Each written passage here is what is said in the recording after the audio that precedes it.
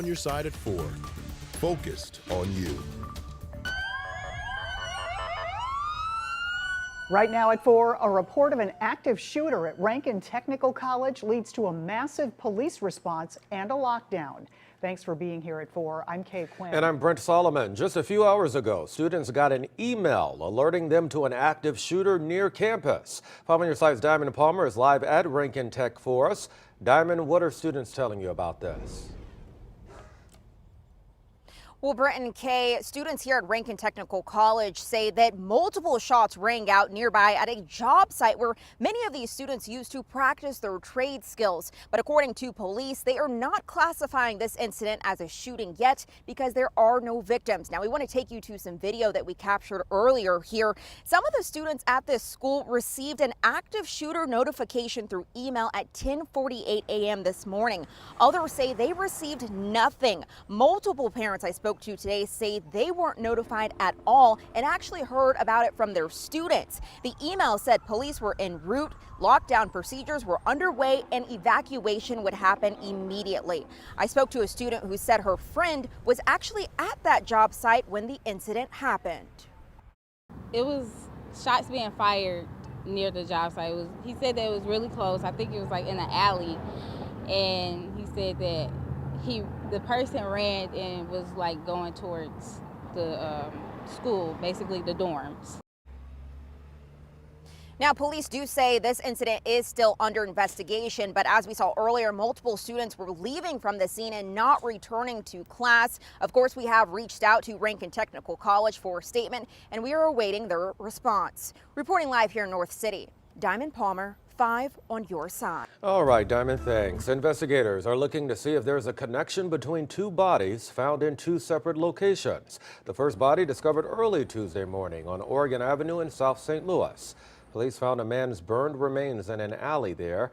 And about 12 hours later, St. Louis County Police responded to a call for a suspicious death on Columbia Bottom Road. The body of another man found in a grassy area that was burned at the side of the road. Police say he was shot multiple times. They opened up a homicide investigation. St. Louis County Police tell 5 on your side they're investigating any possible links between the two cases. New information today about a deadly shooting near the River des Peres in South St. Louis. Just after 4 yesterday, St. Louis police responded to River des Peres Boulevard and Morgan Ford Road. They found the victim, Dennis Beeg Jr., with gunshot wounds to his stomach. He was taken to a hospital where he died. He was 44 years old. Officers arrested a man. Right now, no charges have been filed. Police have identified the woman who was killed in a hit and run in South St. Louis County. The Missouri Highway Patrol says a car hit Randy Smith just before midnight on southbound Interstate 55 near Lindbergh. She was a pedestrian. The driver took off. Smith was taken to a hospital where she died. She was 43 years old. Police are still looking for the driver. Right now, police searching for the thieves who broke into a business and stole money from an ATM. This happened at the Meady's convenience store near Page and Sarah around 4 this morning. The store manager shared surveillance video showing a white SUV parked outside. Well, the thieves connected a chain to the door and ripped it open.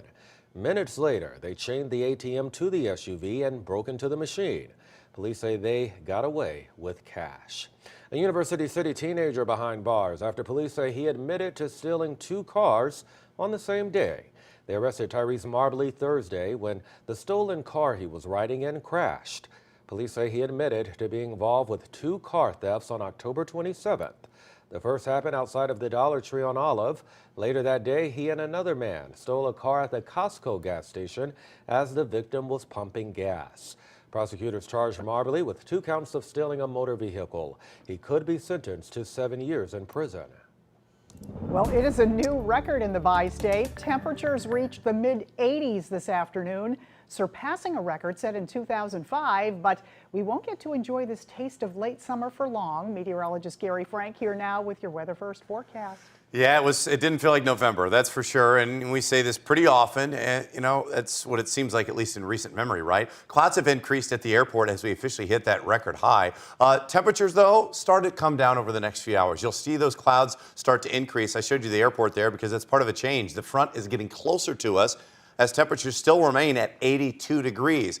not only here, but in Jeff City. But look at Quincy, 64. It's headed our way, but we'll gradually dip our way back into the cooler weather, but still warm and windy. You'll see that wind shift now. Right now we're out of the southwest here in Chesterfield at about 10 miles an hour. We've had wind gusts that have exceeded 25 and 30 miles an hour, a little windier in the Metro East. So we did hit 84 today. 82 was our record in 2005. We've hit 82 other times. Our average high is 59 degrees. We started out warmer than that this morning. The next few hours, we're going to gradually dip our way back into the cooler weather, but not immediately. We'll time out that cold front and also talk about where this stands in terms of records, not only throughout this day, but throughout the month, and what we can expect the next 7 days. All right, we'll see you in a few minutes. Thank you, Gary. Stay on top of the Weather First forecast 24/7. Just text the word weather to 314-425-5355. We'll send it straight to your phone. A new Veterans Outreach Center marked its grand opening in St. Louis a few hours ago. The Veterans Community Project held a ribbon cutting this morning. The walk-in support center provides services like emergency funds, food and hygiene items, permanent housing, and help with VA benefits. Organizers say it's all part of an effort to better assist our veterans. We know that there are some gaps in the system and that we have local area veterans that need assistance, and we want to be that hub and that light for them to be able to connect them with the proper resources and provide them with the services they need. The first phase of the project includes a village of 20 tiny houses for veterans experiencing homelessness. That will be built on a 4-acre site in the Jeff Vanderloo neighborhood. This weekend, you can honor veterans with us at the 40th Annual Veterans Day Parade. It's in downtown St. Louis. Be sure to look for the 5 on Your Side live bus in the parade. All the fun starts at 10:30 Saturday at 18th and Olive. It'll make its way down Market Street, passing Soldiers Memorial Military Museum, all ending at Tucker.